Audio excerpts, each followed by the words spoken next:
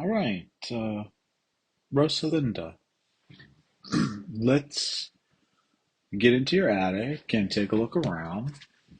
I thought this would be really good for you to see exactly what's going on in your attic.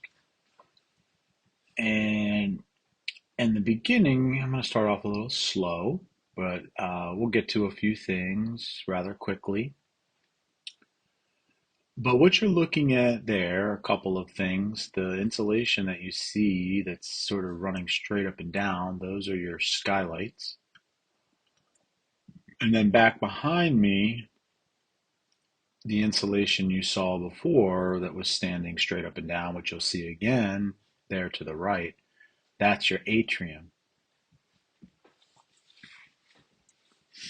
And one of the things that I did right off the bat when I got into your attic is I established that you have about 8 to 9 inches of loose fill, I'm sorry, 8 to 9 inches of rolled fiberglass batt insulation.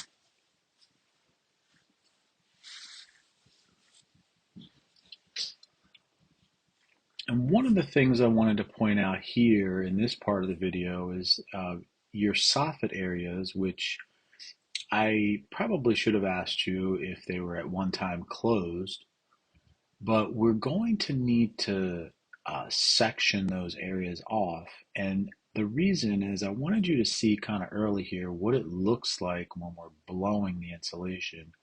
That is the type of insulation that I recommend, and you're going to see why. But the insulation itself is loose, so we don't want it to fall into the soffit area, as you can see. So we'll have to build some type of a dam. And as we get a little further in the video, I'm going to show you the type of material I have in mind for that, because we use it for other situations in the attic as well. So moving along here, you have a return duct in the attic that will benefit by being buried by insulation. And as you can see, now I'm in the location that's over there near your fireplace, near the chimney. And I just wanted to point out that one of the things that you're going to see as part of the theme that I'm talking about in the video is sealing. Air sealing is what we call it. And you're going to see an example here of how we want to seal around the chimney at the attic floor. Because air from the attic and the inside of the house communicates at that particular place, and that's just one example. Here, I wanted to make sure I left this part of the video because you can see in some of the furthest reaches of your attic, some of the insulation has been disrupted and moved around. And we just want to make sure that the insulation is in good contact with the ceiling all the way across the entire attic floor. Here you see mouse droppings, and I did a Google search for you. Cellulose insulation, which is what I recommend, is made of recycled ground up paper. It has boric acid, and it's used to control and keep out insects and other pests. It's also fire resistant, and you probably noticed there that rodents generally don't like cellulose. Here, I wanted to point out where your electrical wires running through the attic, well, they obviously need to go inside the house. And the way the builders do it is they put it through the tops of walls. And we like to make sure nowadays that all of those holes are sealed. And this is exactly how we do it. You can see Ivan here, he's using foam. He's sealing up all the different cracks and crevices. Now, this is an attic that doesn't have any insulation. We have to work around your insulation, of course. We're not going to take your insulation away. That would be too costly. But we can work around what you've got and we can seal all of those places.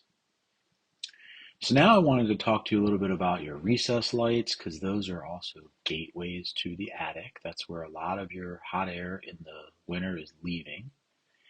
And you can see what we do in the field. We build foam boxes and we cover those recess lights, and that's another one similar to yours at a different project.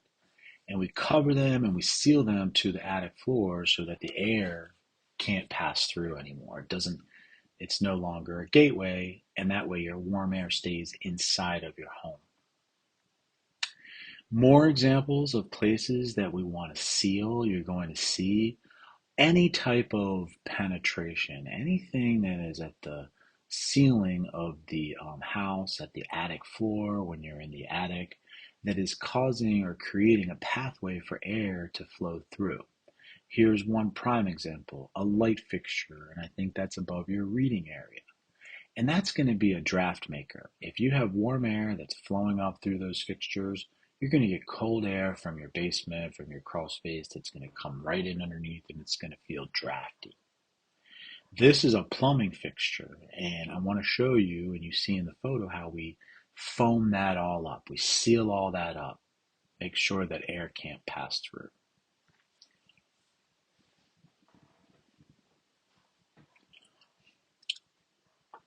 And moving along here, you can see there's a few other areas throughout the attic where insulation is just missing. It's not terrible, but it certainly is a problem, and you don't want it to be that way anywhere. Another problem is that your kitchen exhaust fan is venting directly into the attic.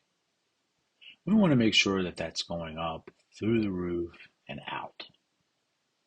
That's a plumbing stack that actually is going through the roof and out, and that is correct. However, at the base of it, at where it meets the attic floor, again, we want to seal that.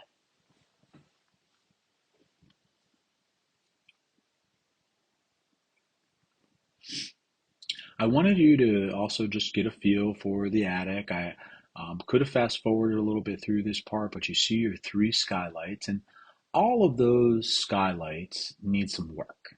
And I'm going to get into exactly what that is here in a moment. But I also wanted you to notice that your two bathroom exhaust fans are also creating problems for you. Those are also connected to the attic in different ways.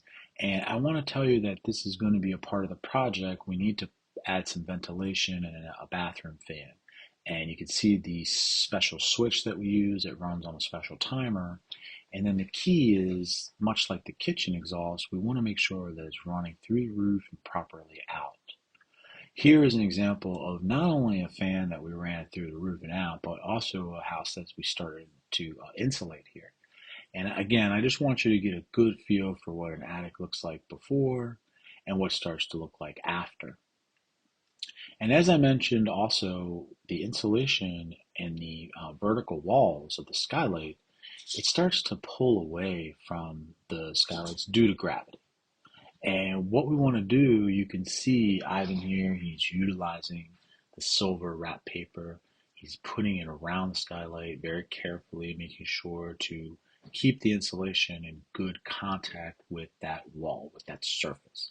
And you can see how at the completion of the project, how everything is wrapped and taped and sealed nice and tight. And that's what we want to see on all of your skylights, as well as the wall to the atrium. And then I also wanted you just to get a feel for your basement. This is the top of the foundation wall. This is where we visited the other day. And I just wanted you to see how we actually seal that and insulate it. And I recommend that at the very minimum, this is what we do in the basement. This is the least expensive way to do it, and it is effective. And we can take the foam that you saw at the attic, we can go around the entire perimeter of the house, including in the crawl space, and we could seal all the cracks and crevices. That will help tremendously with humidity, with insects infiltrating into the house. And then as a last step down there, we would want to put the insulation into each of those cavities to make sure that we can keep the heat inside the house as well. As a last note, I just want you to know that for all of my projects, I am out all my jobs in the attics working with my team.